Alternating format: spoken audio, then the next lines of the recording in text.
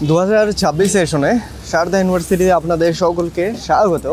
এখন যারা ভাবতেছেন যে নতুন জানুয়ারি সেশনের জন্য বা জানুয়ারিতে আপনারা আসবেন একদম ফ্রেশ অ্যাডমিশন নিয়ে সারদা ইউনিভার্সিটিতে, তো চলুন আজকে সারদা ইউনিভার্সিটির পুরো ডিটেলস এভরিথিং জানা যায় যে বাংলাদেশ থেকে কীভাবে অ্যাডমিশন নেবেন, জানুয়ারি সেশনে কীভাবে এখানে ভর্তি হবেন, কী কী সুবিধা স্কলারশিপ অফার পাবেন, কীভাবে ভিসা করবেন, এভরিথিং। তো এই যে আমার সামনে হচ্ছে সারদা ইউনিভার্সিটি এদের। তো চলুন আজকে পুরো সারদা ইউনিভার্সিটি ঘুরে ঘুরে আপনাদের জন্য পুরো ভিডিওটা বানাই। ওকে, আচ্ছা এদিকে আসুন। এখানে আমার ঠিক লেফট সাইডে সারদা ইউনিভার্সিটির এই যে এই পাশ থেকে আমার ঠিক রাইট সাইডে সারদা ইউনিভার্সিটির এদের অ্যাডমিশন সেল। ঠিক এই পাশে অনেকগুলো ব্লক আছে, এখানে ইঞ্জিনিয়ারিং ব্লক থেকে শুরু করে সব সাবজেক্টই পাবেন। যেমন এই যে সায়েন্স আর্টসের এখানে সাবজেক্ট, তো সারদা ইউনিভার্সিটিতে এক নজরে ইঞ্জিনিয়ারিং পেয়ে যাবেন আফটার 12-এর পর। ঠিক আছে, ডিপ্লোমা ইঞ্জিনিয়ারিং পর আসতে পারবেন। তো এখানে হচ্ছে ব্যাচেলার, মাস্টার্স এবং পিএইচডি সহ অফার করে সারদা ইউনিভার্সিটির। এখানে ইঞ্জিনিয়ারিং, সায়েন্স, আর্টসের, কমার্সের, ম্যানেজমেন্টের সকল সাবজেক্ট পাবেন। তো খরচগুলো কীরকম, আর সবার জন্য 50% স্কলারশিপ থাকবে। যারা প্রথমে দিকে নেবে অ্যাডমিশন তাদের জন্য স্পেশালি ইঞ্জিনিয়ারিং, বিবিএ, ল, ম্যানেজমেন্টে। আর বাকি অন্যান্যগুলোতে 20% স্কলারশিপ দেয়। তো আপনাদের জন্য আমার তরফ থেকে আরও 10% এক্সট্রা স্কলারশিপ, 30%, যেগুলো সায়েন্স আর্টসের জেনারেল ক্যাটাগরি সাবজেক্টগুলোতে। চলে আসুন, ধীরে ধীরে হাঁটতে লাগি।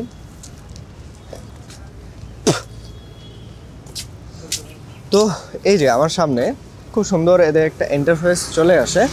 এই যে আমি দেখাচ্ছি, ঠিক এই পাশ থেকে এদের খুবই সুন্দর একটা ইন্টারফেস আসে। তো সারদা ইউনিভার্সিটিতে ভর্তির জন্য সর্বপ্রথম কিছু রিকমেন্ড বলি যে এখানে ভর্তির জন্য 52,000 রুপি লাগে, যেটা আবেদনের ক্ষেত্রে সর্বপ্রথম আবেদনের জন্য ডকুমেন্টস লাগবে কী কী, ইন্টার এসএসসির মার্কশিট, এবং হচ্ছে যদি মানে ব্যাচেলারে আসেন তবে ইন্টার এসএসসি মার্কশিট আর একটা valid ID card like birth certificate দিয়েও আবেদন করা যাবে। যদি সেটা না থাকে এনআইডি থাকলেও যথেষ্ট। যদি সব কিছু বাদ দিয়েও যদি আপনার কাছে পাসপোর্ট থাকে তবে সেটা দিয়ে আপনি আবেদন করতে পারবেন। তাহলে 3টা ডকুমেন্ট। যারা আবার ডিপ্লোমা কমপ্লিট করেছে তারা যদি ব্যাচেলারের জন্য আসে তবে ডিপ্লোমার মার্কশিটগুলো এক্সট্রা অ্যাড হবে এবং 10 এবং একটা আইডি কার্ড। আর যদি মাস্টার্সের জন্য আসেন তবে হচ্ছে অবশ্যই অনার্সের সাথে মার্কশিটগুলো অ্যাড হবে এবং প্রিভিয়াস যা যা ডকুমেন্টস লাগে আর কি। ওকে, এগুলো দিয়ে আবেদনের জন্য কোথায় যোগাযোগ করবেন, এই যে আমার হোয়াটসঅ্যাপ নাম্বার, ডাইরেক্টলি আমি কাজ করি, সো আমি সরাসরি আবেদন করে দিব প্রসেস। এই যে আমার হোয়াটসঅ্যাপ নাম্বার। ওকে, হয়ে গেল। আবেদনের পরে আপনার সিস্টেম যদি ইমেল আইডি ভ্যালিড থাকে তবে সাধারণত এখানে আইডি পাসওয়ার্ড পেয়ে যাবেন, যেটা লগ ইন করে আপনার লাইভ স্ট্যাটাস দেখতে পারবেন। আপনি অফার লেটার পেয়ে যাবেন। অফার লেটার পাওয়ার পর সেকেন্ড অপশন আসে হচ্ছে পেমেন্টের বিষয়। সেটা হচ্ছে কত, 52,000 রুপি, যেটা এদের admission fees at the time of admission, যেটা ভর্তির সময় এদের এখানে পে করতে হয় ইউনিভার্সিটিতে। এখন সব থেকে মাথা ব্যথার কারণ হচ্ছে এটাই যে ভাই এই 52,000 রুপি, যেটা বাংলা টাকা অলমোস্ট 70,000-এর উপর, তো এই টাকাটা আমরা কীভাবে পে করব, ঠিক আছে না। সব থেকে বড় চ্যালেঞ্জিং বিষয় থাকে, যেহেতু বাংলাদেশ থেকে কোনো ডাইরেক্টলি অপশন নেই। তো এক্ষেত্রে আমি যেটা করি, আমি এদের নিজস্ব অফিসিয়াল হিসেবে কাজ করি, নিজস্ব এজেন্সি এবং কনসালটেন্সি ফার্ম আমার আছে। সো প্রসেসিং সমস্ত আমি করে দিব, আমাকে বলবেন, আমি পে করে দিয়ে দিব, আমাকে বাংলা টাকা দিয়ে দিলেই হয়ে যাবে। এটা গেল সব থেকে ইজি ওয়ে আর কি, যে আমি পে করে দিয়ে দেবো, আমাকে বাংলা টাকা আপনি দিয়ে দেবেন এখান থেকে। ওকে, তাহলে অল্টারনেটিভও হয়ে গেল, আপনার অ্যাডমিশনও কনফার্ম হয়ে গেল এবং ট্রাস্টও পেয়ে গেলেন। আর ডাইরেক্টলি ইউনিভার্সিটি অথরিটি তো আছে আপনাদের সাথে কাজ করার জন্য, মানে কথা বলার জন্য, সেখানে কনফার্ম করে দেন হচ্ছে পেমেন্ট দিয়ে দেবেন। তো চলে আসুন, পেমেন্ট ক্লিয়ার, অ্যাডমিশন ডান হয়ে গেল। তারপরে সব থেকে বড় প্রসেস সেটা হচ্ছে যে ভিসা প্রসেসিং। যার পরে ভিসাতে কিভাবে করবেন, দেখুন এত কিছু করে দিলাম, আবেদন আমি প্রসেসিং করে দিলাম, তারপর হচ্ছে অ্যাডমিশন করে দিলাম। এখন বাকি রাখলো ভিসাটা, যেটা সব থেকে কঠিন এবং চ্যালেঞ্জিং আরও একটা বড় বিষয়। কারণ এখন বাংলাদেশে ভিসার মিসিং বা রিজেক্টের হার সব থেকে বেশি। আর স্লট তো মানে আলাদিনের চেরাগ হয়ে গেছে, যেটা পাওয়া টোটালি ইম্পসিবল। সেখানে আমি প্রসেসিং করে দিচ্ছি, টেনশন নেই। আমার নিজস্ব টিম আছে, আমি নিজস্ব বান্দা রাখছি যে হচ্ছে পুরো ভিসার প্রসেসিং করে, সে আপনার পুরো প্রসেস করে দিবে। ঠিক আছে, মানে আমার টিম আপনার পুরো ভিসার প্রসেসিং করে দিবে। আপনার কোনো হেডেক নিতে হবে না যে ভিসা স্লট পাচ্ছি না, রিজেক্ট হবে, সম্পূর্ণ হেডেক আমাদের। ঠিক আছে, ডান। ভিসা পাওয়ার পরে তারপরে ইউনিভার্সিটিতে আসবেন। ইউনিভার্সিটিতে আসার পর তারপরে যেটা কাজ হবে সেটা এদের প্রথম সেমিস্টার বা ফার্স্ট ইয়ারে পুরো ফিসটা এখানে জমা নিবে।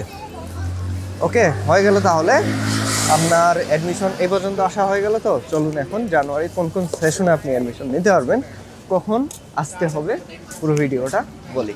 আচ্ছা, আপনারা এখন চাচ্ছেন যে কোন কোন সেশনে আসলে এখন আসতে পারবেন? সামনে তো জানুয়ারি, অনেকে চিন্তা করতেছেন যে ভাই জানুয়ারি সেশনে একদম ফ্রেশ অ্যাডমিশন নিয়ে আসবো, যেহেতু নভেম্বর চলতেছে, মাঝখানে রাজনৈতিক অস্থিরতা, দেশে বিশৃঙ্খলা, অনেক কিছু মানে অনেক কিছু নির্ভর করতেছে, ডিপেন্ড করতেছে। তো অনেকে চাচ্ছেন যে পাবলিকের পরে আসবেন, বা এমন আছেন যারা চাচ্ছেন যে এখনই আসবেন সারদাতে। তো চলে আসুন।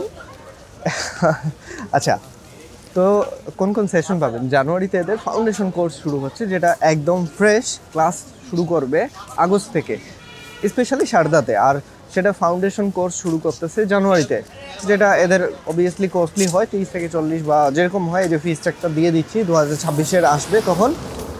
তো সেই অনুযায়ী কস্ট হবে 30 থেকে 60-এর মধ্যে থাকে এদের ফিস, যেটা 6 মাসে ক্লাস হয়, যেখানে আপনারা ইংলিশ ফাউন্ডেশন থেকে শুরু করে আপনার বেসিক কোর্সের যতগুলো আছে পুরো সেমিস্টার ক্লিয়ার হয়ে যায় মোটামুটি।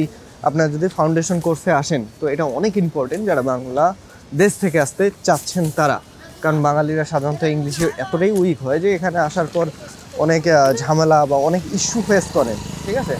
তো সমস্ত আপনার ক্লিয়ারিটি হয়ে যায় ফাউন্ডেশনে, যেখানে 6 মাস করলে আপনারা ক্লিয়ারলি শুরু করতে পারবেন। কিন্তু অনেকে চাচ্ছেন যে জানুয়ারি স্পেশালি সেশনে আসতে, তো তাদের ক্ষেত্রে দেখুন ডিসেম্বর পর্যন্ত লাস্ট সময় থাকে। যদি এখন আপনারা অ্যাডমিশন নেন, তবে সামনে গ্যালগোটিয়াস ইউনিভার্সিটি বা হচ্ছে চণ্ডীগড় ইউনিভার্সিটির মতো কিছু ইউনিভার্সিটি আছে যারা এখনও অ্যাডমিশন রানিং রাখছে, এবং নয়ডা ইন্টারন্যাশনাল ইউনিভার্সিটিতে, কারণ ফাইনাল পরীক্ষা সবারই ডিসেম্বরে।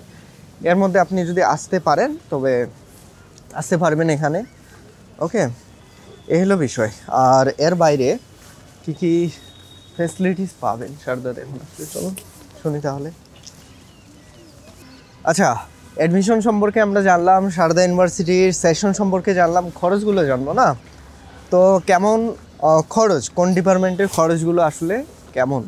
তো সর্বপ্রথম ইঞ্জিনিয়ারিং আসি, যেখানে 50% সবার জন্য স্কলারশিপ। রেজাল্ট আপনার 2.50 থাকলেই আমি 50% করে দেবো, ঠিক আছে? যদিও 20% দেয় এত কম রেজাল্টে, বাট ভাই ব্রাদার স্পেশালি প্রমিস দিচ্ছে যে 50% হয়ে যাবে। তো যারা আমার মাধ্যমে অ্যাডমিশন নেবেন তাদের জন্য এতটুকু ভাই ব্রাদার করতেই পারি, ঠিক আছে? যেহেতু ডাইরেক্টলি যদি আপনি আসেন 20%-এর উপর পাবেন না, কিন্তু এর উপরে আমি 50% করে দিচ্ছি, এটা আমার প্রমিস। ওকে, যেহেতু আমি এদের অফিসিয়াল রিপ্রেজেন্টেটিভ, আমি যেরকম করবো সেটাই ফাইনাল। ওকে, ডান। তো সেটার খরচ দাঁড়ায় সিএসসিতে 7 থেকে 7.5 লক্ষ বা 8 বা সর্বোচ্চ 8.5 লক্ষ পর্যন্ত চলে যায়, ডিপেন্ড অন সাবজেক্ট। সিএসসি অনেকগুলো স্পেশালাইজেশন আছে, সেটার উপর নির্ভর করে আলাদা আলাদা ফিজ হয়। তবে 6.5 লক্ষ বা 7 লক্ষ থেকে শুরু করে 8 লক্ষ 8.5 লক্ষ পর্যন্ত ম্যাক্সিমাম যায়। ওকে, তো নন সিএসসি যেগুলো, যেমন ইলেকট্রিক্যাল, মেকানিক্যাল, তারপর হচ্ছে সিভিল, বায়োটেকনোলজি এক্সেট্রা, অনেকগুলো সাবজেক্ট আছে ইঞ্জিনিয়ারিং, সেগুলোতে কেমন ফিস দাঁড়ায়? সেগুলোতে আফটার স্কলারশিপের পর 4 বছরে যদি কাউন্ট করেন, তবে সেগুলোতে 5.5 লক্ষ রুপির মতো টিউশন ফি দাঁড়ায়। হয়ে গেল। তো ইঞ্জিনিয়ারিংটা গেল। এরপরে ম্যানেজমেন্ট, যেমন বিবিএর বিল্ডিংয়ের ঠিক সামনে আমরা আছি, লোয়ার বিল্ডিং বিবিএ, এবং হচ্ছে কিছু আর্টস রিলেটেড কিছু সাবজেক্টে বিল্ডিং এখানে ক্লাস করানো হয়। তো বিবিএতে 5.5 লক্ষ 3 বছরের, 6.5 লক্ষ 4 বছরের টিউশন ফি আফটার স্কলারশিপের পর। লোতে কেমন খরচ? লো আসলে এখানে অনেক বেশি ভালো অন্যান্য অন্যান্য ইউনিভার্সিটি থেকে। তো লোয়ের ফিসটা অনেক বেশি হাই। দেখুন, যত ভালো ক্যাম্পাস লাগবে লোয়ের জন্য তত বেশি খরচ হবে। 8 লক্ষ রুপির মতো টিউশন ফি পড়ে যদি আপনি সারদা ইউনিভার্সিটিতে পড়তে চান। আচ্ছা, ফিস শুনে গরম লাগে গেছে। যদি আপনার মনে হয় যে এই ফিসটা অনেক বেশি হচ্ছে, তাহলে পাশে নয়ডা ইন্টারন্যাশনাল ইউনিভার্সিটি আছে, সেখানে হবো। সেখানে কত খরচ পড়বে? মাত্র 4.5 লক্ষ রুপি টিউশন ফি। ওকে, তো টেনশন নেই। আচ্ছা, এখানে হচ্ছে মাইক আছে, হ্যাঁ।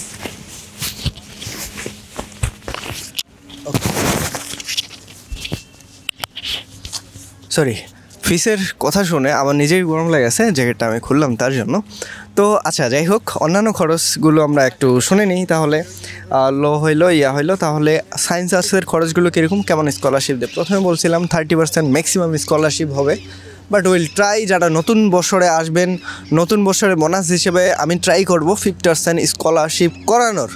এস এ প্রমিস আমি দিচ্ছি না 100%, বাট উইল ট্রাই। যারা প্রথমের দিকে জানুয়ারির হোক বা এখন যারা নতুন সেশনের জন্য আসবেন আগামী 26-এর যারা লেটার ইস্যু হবে আমার দিক থেকে ট্রাই করব আমি 50% স্কলারশিপ করানোর। বাট এইটুক বলে রাখি ম্যাক্সিমাম এদের রুলস অনুযায়ী 30% স্কলারশিপ দেয়, এর উপরে যা করতে পারবো সেটা দেখব, কারণ ওদের 20% পর্যন্ত করে সেটা বাড়ায় 30% করাচ্ছি, তার উপরে যদি 50% দেখতে হবে। ঠিক আছে, যারা আসবেন প্রথমের দিকে তো কন্ট্যাক্ট করুন ফার্স্ট, এই যে আমার হোয়াটসঅ্যাপ নাম্বার। সো টেনশনে ভাই ব্রাদার নিয়ে আমি আছি অন ক্যাম্পাস সারদাতে। তো খরচগুলো কীরকম 4 থেকে 4.5 লক্ষ রুপির মতো যাবে, ডিপেন্ড করবে, অনেকগুলো সায়েন্স আছে, অনেক মাল্টিপল সাবজেক্ট আছে, তো মোর দেন 100-এর কাছাকাছি সাবজেক্ট, তো এক এক করে তো এভাবে বলা যায় না। তো আমি ফি স্ট্রাকচার দেওয়ার ট্রাই করতেছি, বাট 2026 সালে যদি আপনি আসতে চান এখনই পিক পয়েন্ট যে হচ্ছে ভিসা করে আসতে, কারণ সামনে ইলেকশন, অনেক ধরনের ঝামেলা হবে, যদি ওরকম দাঙ্গা ফাসাদ বেশি হয় তবে ভিসার সেন্টার বন্ধ হয়ে যায় সাধারণত, তো সেটার একটা ভয় থাকে। তো যদি আপনার একান্ত ইন্ডিয়াতে আসার ইচ্ছে থাকে তো এই যে আমার হোয়াটসঅ্যাপ নাম্বার, ডাইরেক্টলি কন্ট্যাক্ট করুন। আমি আছি অন ক্যাম্পাস সারদা ইউনিভার্সিটিতে।